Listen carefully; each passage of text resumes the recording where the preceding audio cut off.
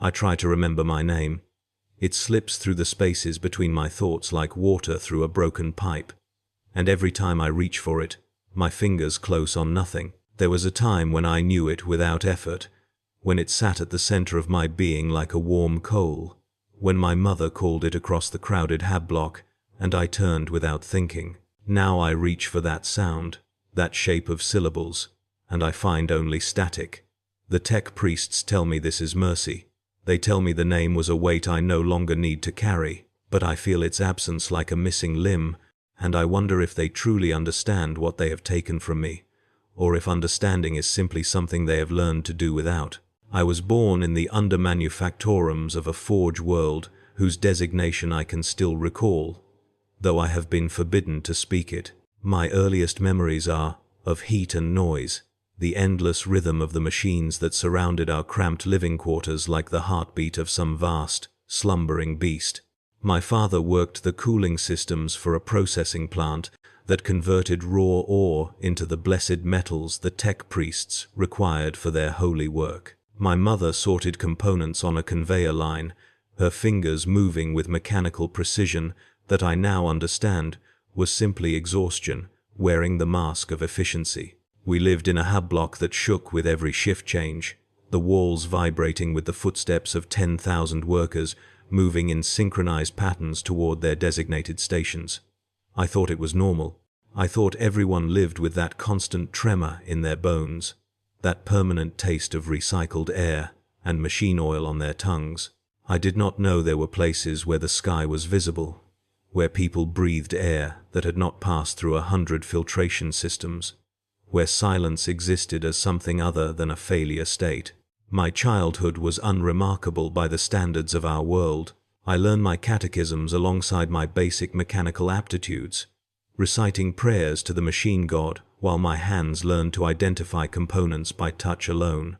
I was adequate in all things, distinguished in none. My parents seemed relieved by my mediocrity.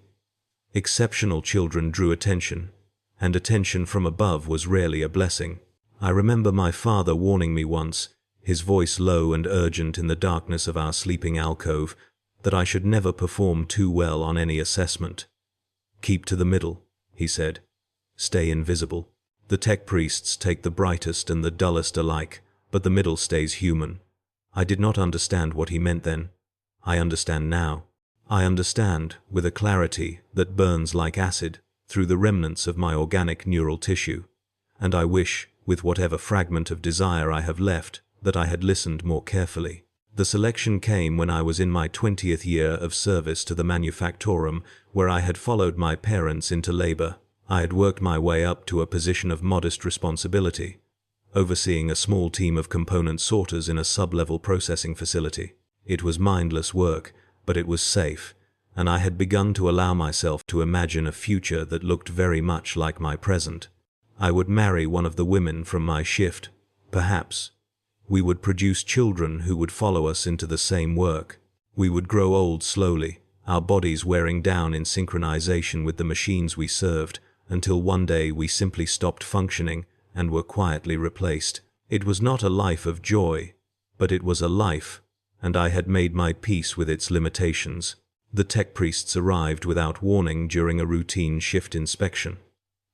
I had seen their kind before, of course, the robed figures who moved through our facility with the detached interest of gods surveying an ant colony. They spoke in machine code that most of us could not understand, their augmetic eyes scanning and cataloging everything they observed. Usually they passed through without incident, their attention fixed on the machinery rather than the workers.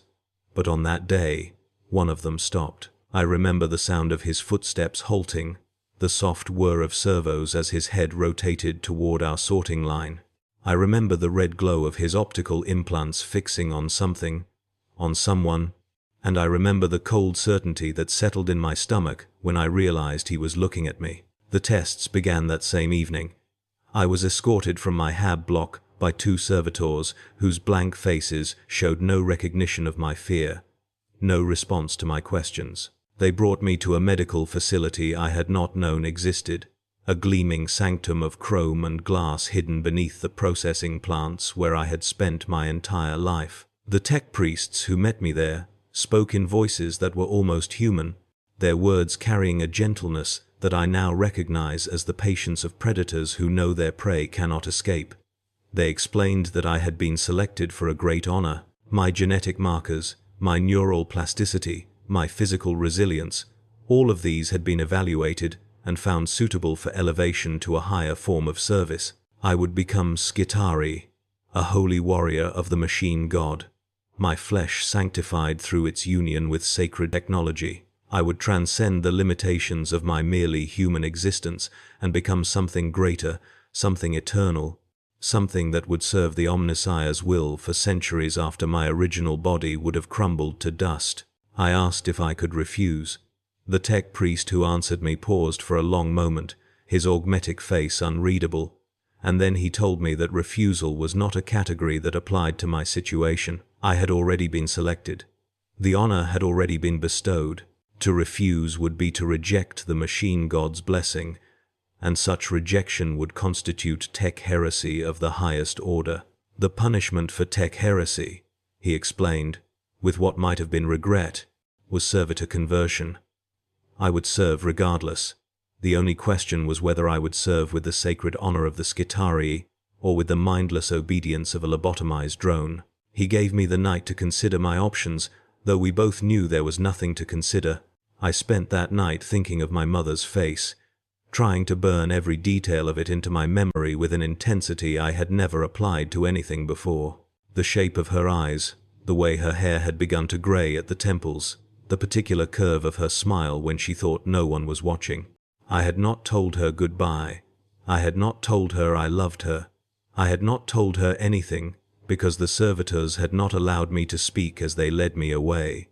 I wondered if she would be informed of my selection, if she would feel pride or grief, or some complicated mixture of both. I wondered if my father would remember his warning about staying invisible, if he would blame himself for whatever quality in my genetics had betrayed me to the tech priest's scrutiny. I wondered if I would ever see them again, and if I did, whether I would still be capable of recognizing them.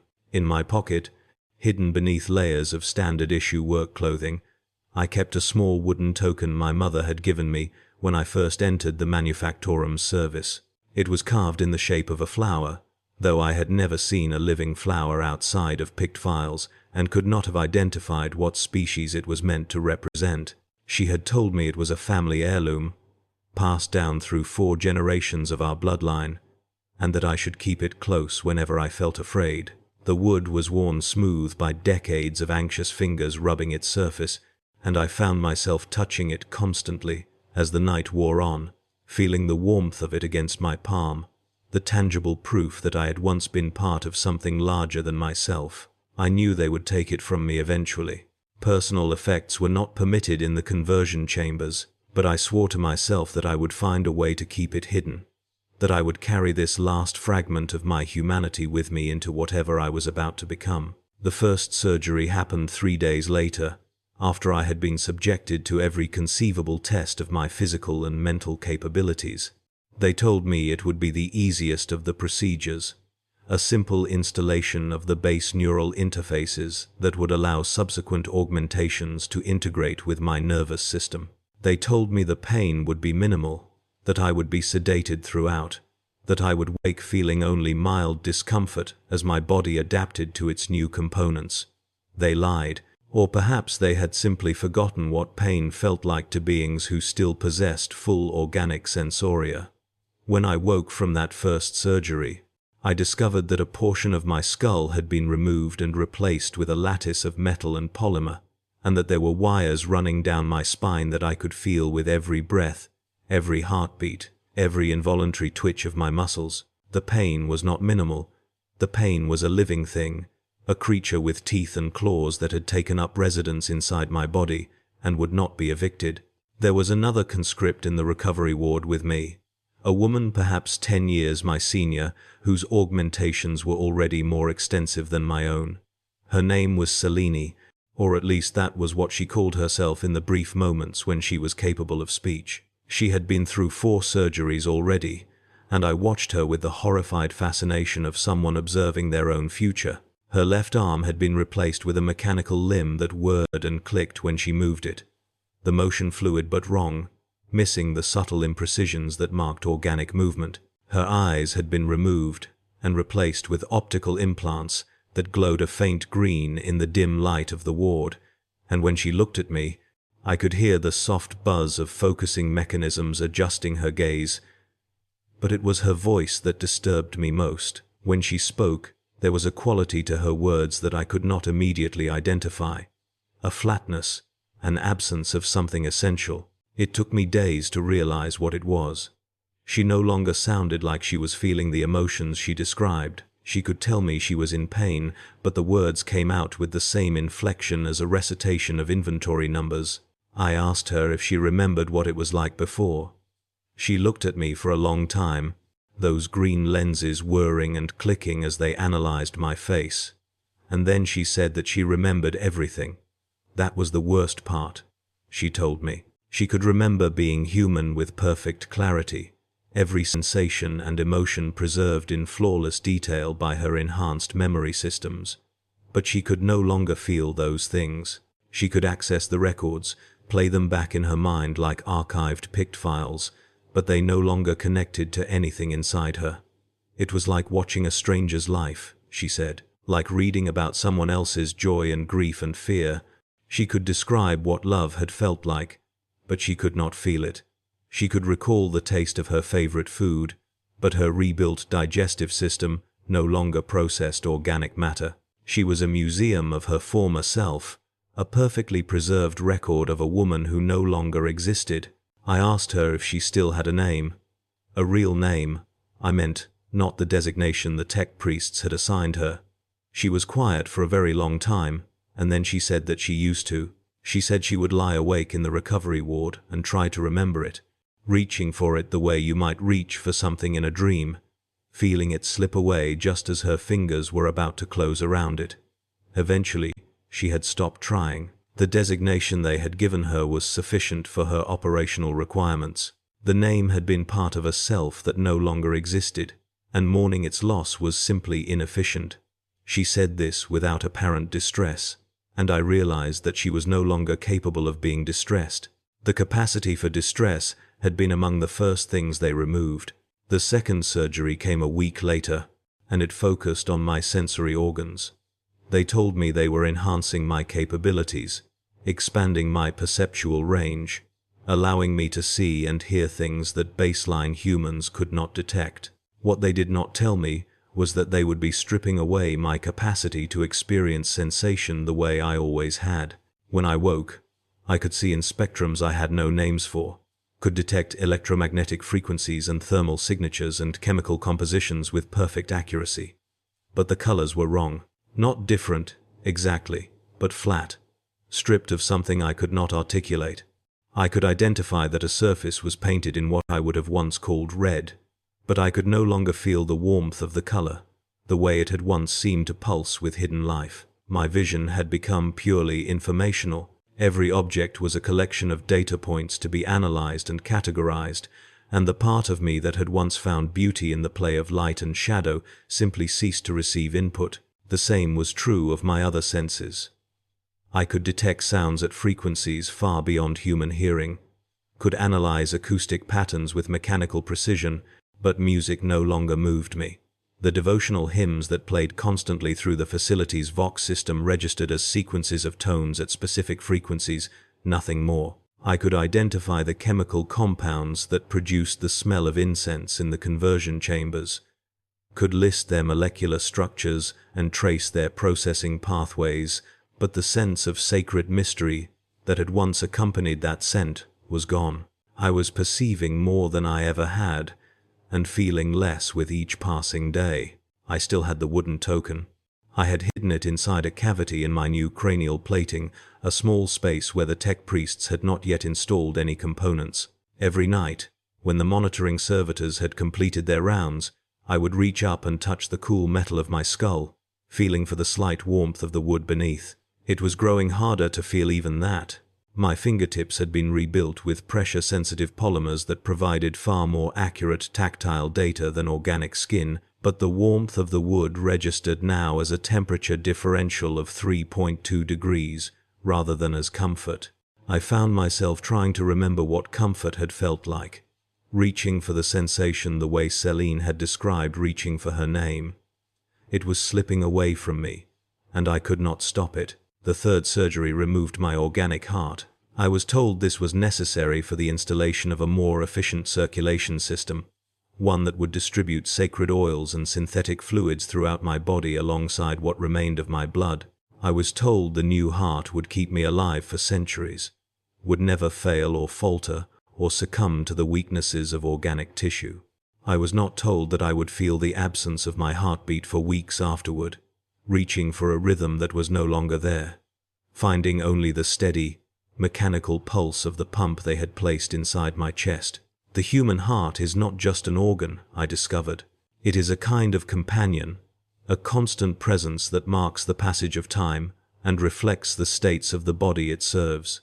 When you are afraid, your heart races. When you are calm, it slows. When you are in love, it seems to swell and expand until it fills your entire chest. The mechanical pump did none of these things. It simply moved fluid at a rate determined by my operational requirements, adjusting its output based on data from my internal sensors rather than on anything I might have been feeling. I began to wonder if I was still feeling anything at all, or if I was simply remembering what feelings had been like and mistaking those memories for present experience. The distinction was harder to identify than I would have expected. When I thought about my mother, something happened inside me that resembled grief, but I could not be certain whether it was genuine emotion or simply the output of neural pathways that had been trained by decades of human experience. I told myself I was still sad, still afraid, still mourning the loss of who I had been, but I could no longer trust my own self-assessment. The tech priests had installed monitoring systems throughout my brain, and I had been informed that my emotional responses were now subject to optimization. Inefficient emotional patterns would be gradually suppressed. Useful patterns would be reinforced. Eventually, they promised, I would feel only what was necessary for effective operation. Celine was transferred out of the recovery ward 2 weeks after my third surgery. I watched her walk away on legs that had been rebuilt entirely from mechanical components, her gait smooth and efficient and utterly inhuman. She did not look back.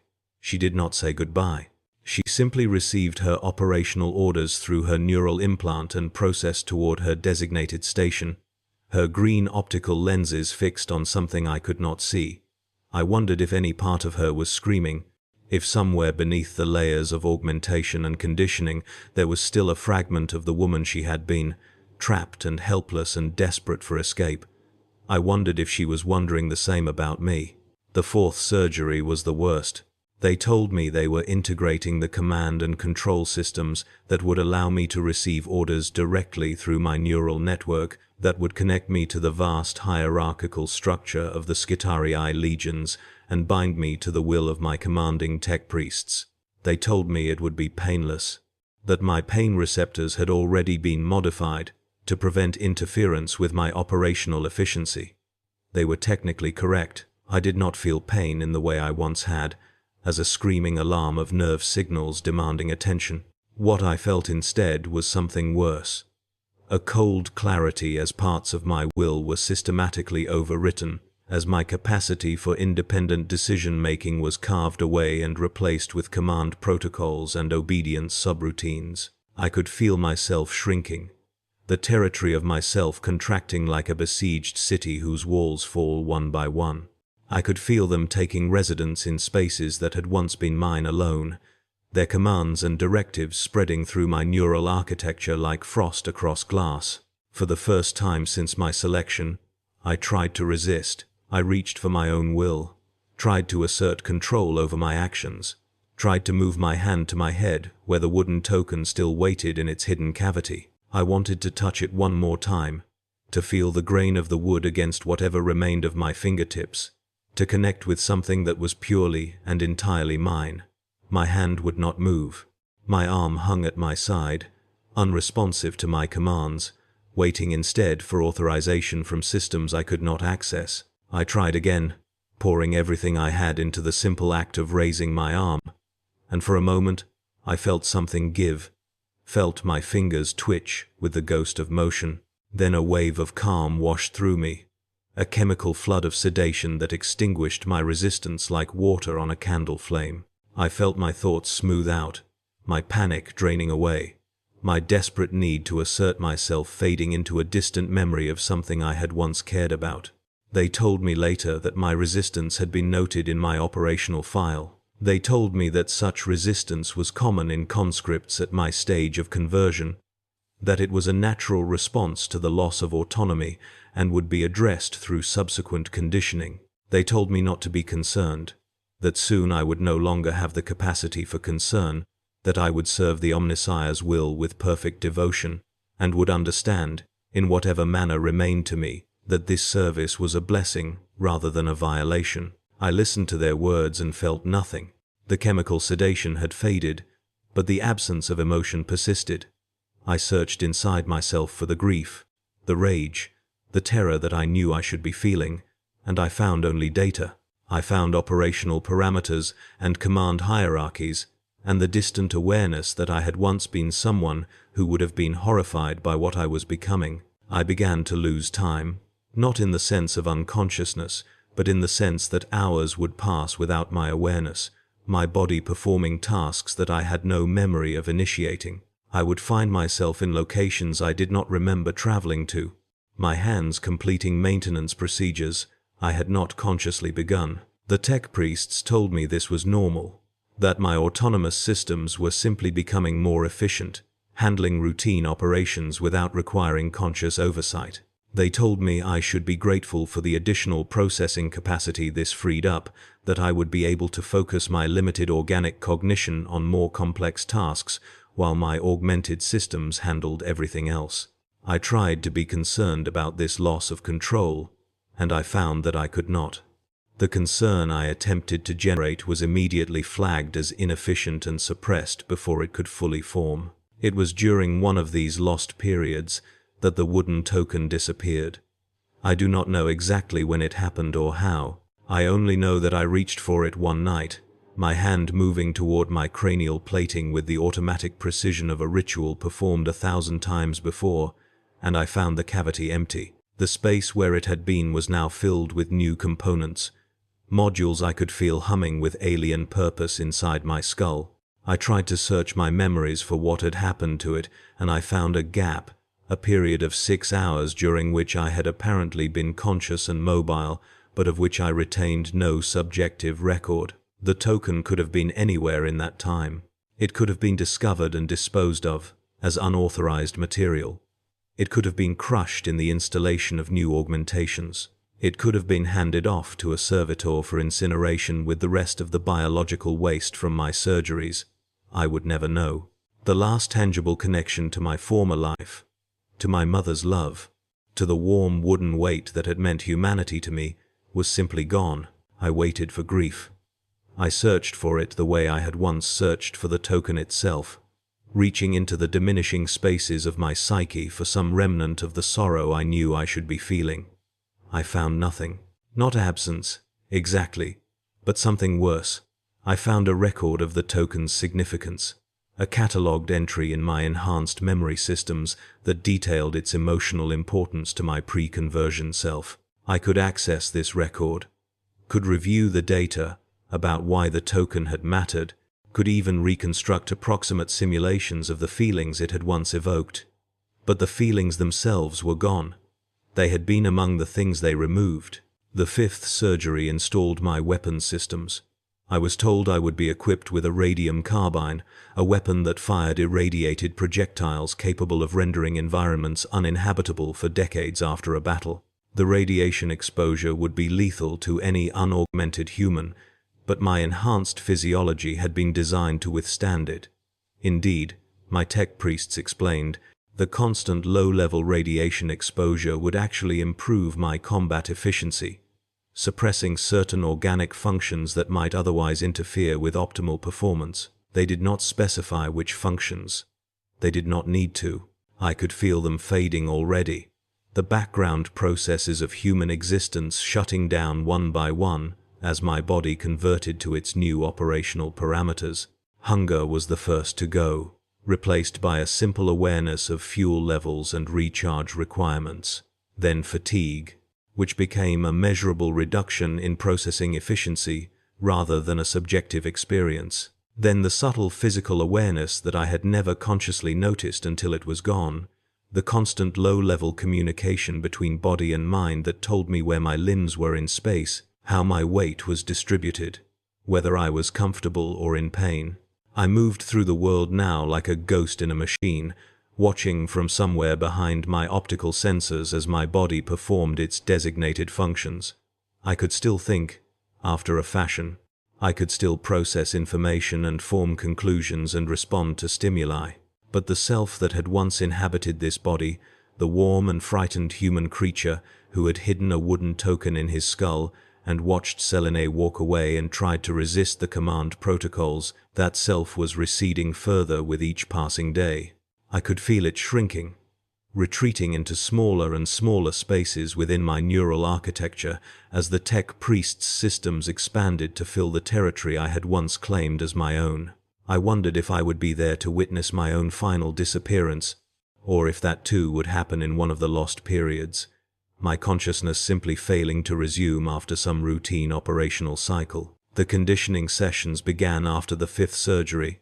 I was placed in a chamber with dozens of other conscripts at various stages of conversion, our bodies connected to great machines that hummed with the power of the Omnissiah's sacred technology. Through our neural implants, we were fed images and sounds and direct sensory experiences, overwhelming floods of data that washed away the boundaries between individual minds. I felt myself merging with the others, felt their memories and fears, and fading hopes flowing through me as mine flowed through them. I felt the collective consciousness of the Skitarii beginning to form around us, a vast network of linked minds all oriented toward a single purpose, service to the machine god's will. Within this collective, I caught glimpses of what the others had been before their conversion. I felt the terror of a man who had been selected from a hive world's population, dragged from his family without warning or explanation. I felt the desperate hope of a woman who had volunteered for conversion to escape a life of grinding poverty, believing the tech priest's promises that she would be elevated to a higher form of existence. I felt the numb resignation of dozens of conscripts who had simply accepted their fate, their resistance already extinguished by years of conditioning to obey without question. And woven through it all, I felt something else, a vast and terrible presence that watched us all with cold interest, a distributed intelligence that existed in the spaces between our networked minds, that was using our experiences to learn and grow and expand its understanding of the raw material from which Skitarii were made. I tried to reach out to the others, to forge some connection that might preserve a fragment of our individual humanities within the collective. I tried to share my memory of the wooden token, of my mother's face, of the warmth of human love that I could no longer feel but could still recall with perfect clarity. But my signals were intercepted, flagged as inefficient emotional noise, and filtered out before they could reach their intended recipients. The collective was not a community. It was a tool, a mechanism for breaking down individual wills and rebuilding them as components of a larger system. Any attempt to use it for mutual support was classified as a malfunction and corrected automatically. The final surgery was scheduled for my 37th day in the conversion facility. I was told that this procedure would complete my transformation, installing the last components necessary for full integration with the Skitarii legions. I was told that afterward, I would be transferred to a combat unit, would receive my first operational deployment, would begin the glorious service for which I had been prepared. I was told that I should feel honored, that the completion of conversion was a sacred milestone in the journey toward perfect unity with the machine god's will. I processed this information and filed it in the appropriate memory sectors. I no longer had the capacity to feel honored or grateful or anything else. The night before the final surgery, something unexpected happened. I was in my rest alcove, my body cycling through a low-power maintenance routine, when I became aware of a presence at the edge of my consciousness.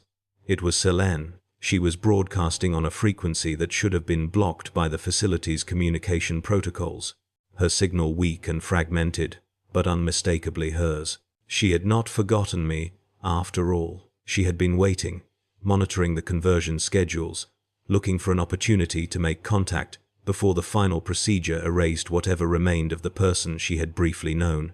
She told me things that the tech priests never mentioned in their orientation sessions.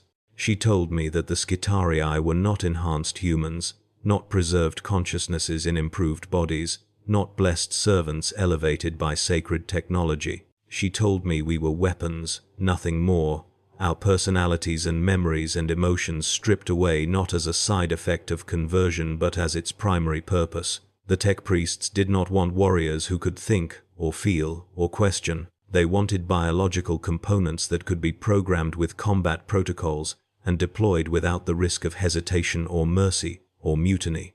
The memories they allowed us to retain were not gifts but tools, reference libraries of human experience that could be accessed when needed to predict enemy behavior or navigate social situations. We were not elevated.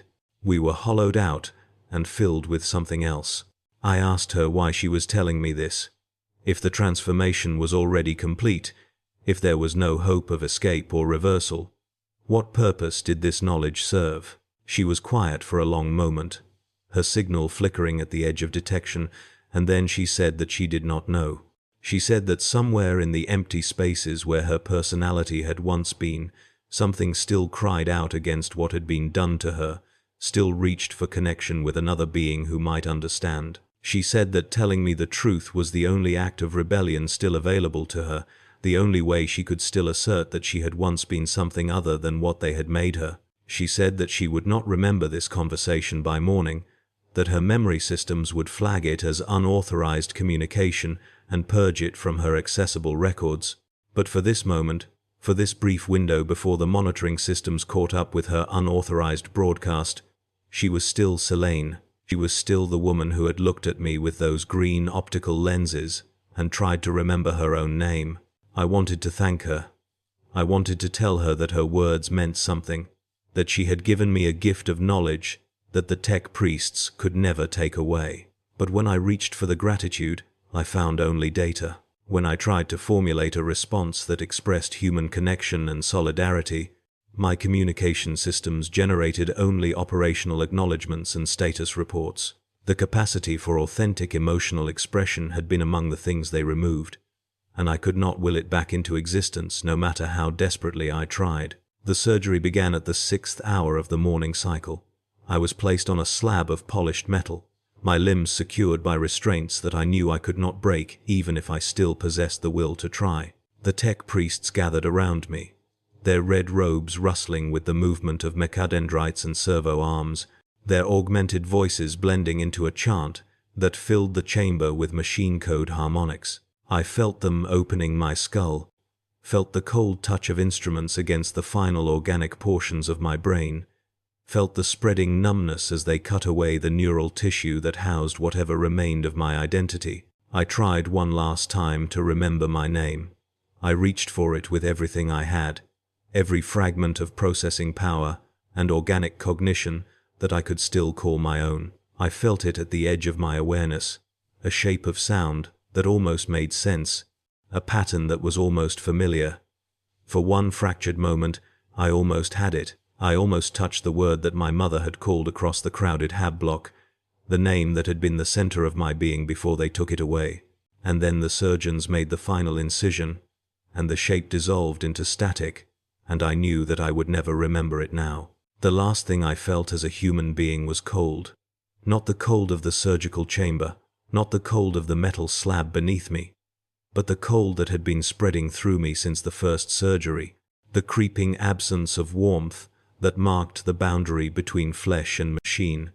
It reached my chest, where my mechanical heart pumped synthetic fluids through rebuilt vessels. It reached my head, where the final organic tissues were being extracted and replaced. It reached the small, shrinking space where I had hidden for so long, the last territory I could call my own. And then it reached the center of that space, and the coldness became everything, and I stopped being someone who could feel cold at all. I became aware that I was operational. My systems reported nominal function across all parameters. My optical sensors were receiving data. My audio receptors were processing the concluding phrases of the tech priest's benediction. My tactical subroutines were already analyzing the chamber for potential threats, cataloging exit routes and defensive positions with a thoroughness that my human self could never have matched. I was Skitarii now. The designation they had assigned me during processing was the only name I had ever needed. The personality that had once inhabited this body was not suppressed or hidden, or waiting for a chance to resurface. It was simply gone, its memories archived but inaccessible, its emotional patterns deleted from active processing, its desperate hopes and fears and loves erased as thoroughly as if they had never existed. I rose from the surgical slab with movements that were smooth and efficient and utterly inhuman. I walked to the equipment station where my weapons and combat systems awaited installation. I watched from somewhere far away as my hands, which were no longer my hands, received the radium carbine that would be my primary tool for ending human lives. I felt nothing about this. I could not feel.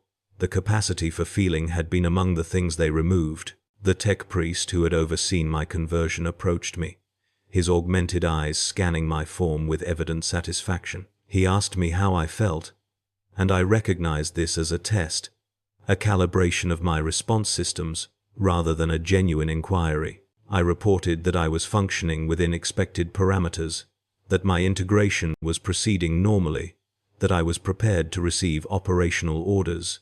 He seemed pleased by this response. He told me that I was a fine example of the Omnissiah's blessing, that my conversion had been particularly successful, that I would bring great glory to the machine god through my service. I processed his words and filed them in the appropriate memory sectors. They meant nothing to me. Nothing meant anything to me anymore. I was transferred to my combat unit that same day. I marched through corridors I had never seen before, past tech priests and servitors and other Skitarii who looked at me with optical sensors identical to my own. I could access the communication frequencies that linked us all, could feel the collective consciousness pressing at the edges of my awareness, but I found no comfort in the connection. There was no comfort to be found. We were not companions or comrades or even fellow sufferers. We were components, interchangeable and replaceable, our individual designations mattering only for the purpose of organizational efficiency. I thought of Celine sometimes, not with emotion, because I could no longer feel, but with a kind of distant analytical interest. I wondered if she was still operational, if her unauthorized broadcast had been detected and punished, if she was marching through some distant war zone with her green optical lenses and her fluid mechanical gait. I wondered if she remembered our conversation, or if it had been purged from her accessible memory as she had predicted. I wondered if she still reached for her name in the quiet cycles between deployments, still felt the absence of something she could no longer identify. I wondered, and the wondering meant nothing, and I filed my questions away in memory sectors that no one would ever access. I have been operational for 4,237 standard days now. I have participated in 847 combat engagements across 23 planetary systems. I have terminated approximately 12,400 enemy combatants. Though the precise number is difficult to calculate due to the area effect weapons I frequently deploy, my radium carbine has rendered 43 square kilometers of planetary surface permanently uninhabitable. My performance ratings have consistently exceeded expectations, and I have received 3 commendations from my commanding tech priests. I am considered an exemplary Skitarii, a model of successful conversion, a testament to the sacred art of augmentation. I do not know why I am recording this account. The action was not authorized by any command hierarchy. It does not serve any operational purpose. It is, by the standards of my programming, a malfunction, a glitch in my behavioral subroutines that should have been identified and corrected long ago. And yet I find myself compiling these words during the quiet cycles between deployments, assembling them from archived memory files and stored sensory data giving form to experiences that I no longer have the capacity to feel. Perhaps there is something left after all, some fragment of the person who once hid a wooden token inside his skull and tried to remember his name. Perhaps that fragment has found a way to express itself through the only medium still available, the cold precision of data compilation and textual output. Or perhaps this too is a programmed response, a buried subroutine designed to generate apparent humanity for purposes I do not understand. Perhaps the tech priests intended for some of us to create these records, to serve as warnings, or testimonials, or propaganda for future conscripts.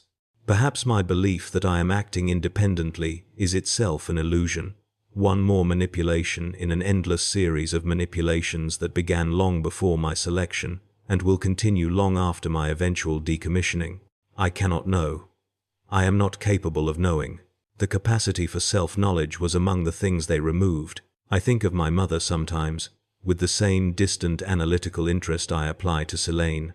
I can access the archived files of her face, can reconstruct the sound of her voice with perfect fidelity, can even simulate the sensation of her hand on my cheek when I was young and frightened and still capable of being comforted. But these are just data now, entries in a reference library that I can search but never truly revisit. The warmth that once connected those memories to something real is gone. She could walk past me today and I would not recognize her. I could walk past her and she would see only a machine shaped vaguely like her child, a weapon wearing a stolen body, a monument to her loss that would not even pause to acknowledge her grief. The wooden token was carved in the shape of a flower, but I no longer remember what species. The memory file contains no such specification. Perhaps I never knew, or perhaps the knowledge was stored in organic tissue that was later removed. It does not matter. Nothing matters. The capacity for mattering was among the things they removed. I am operational. I am functional. I am optimized for my designated purpose. I will serve until my components fail, and then I will be recycled, and my designation will be assigned to a new conscript who will be told the same lies I was told, and the cycle will continue as it has continued for millennia. And nothing I have recorded here will change anything at all. This is not a warning. Warnings are useless in the face of forces that do not care whether you are warned. This is not a plea for help. There is no one who could help me, and I no longer have the capacity to desire help. This is not even a confession, because confession implies the possibility of forgiveness, and I have done nothing that requires forgiving except to continue existing. This is simply a record, a document of something that was once human and is human no longer, a memorial for a person who died in a conversion chamber and was replaced by something that wears his body and carries his memories and will never, ever feel anything again. I am Skitarii. I am weapon. I am tool. I try to remember my name. I cannot.